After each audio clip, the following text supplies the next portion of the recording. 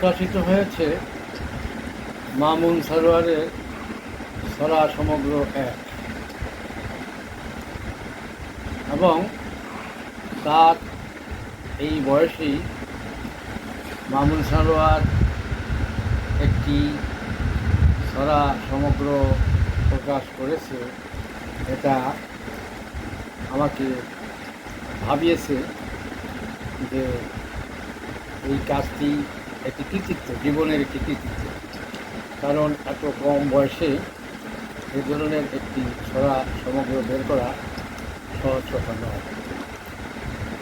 তা আমি যতটা পাতা উল্টে পড়ে দেখলাম, তাতে দেখলাম তার ছড়াগুলো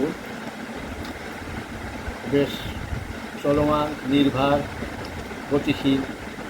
ছড়ার মধ্যে যেমন ছন্দ রয়েছে নিখুঁত, ঠিক তার পাশাপাশি বিষয়গুলোও সকলের কাছে গ্রহণযোগ্য হবে বলে আমার মনে হয়।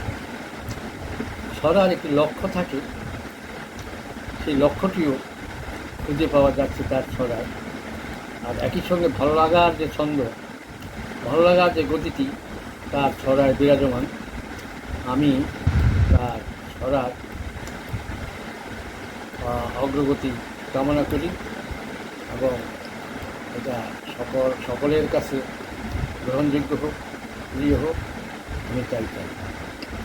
তোমাকে ধন্যবাদ, মামুন সাহেব।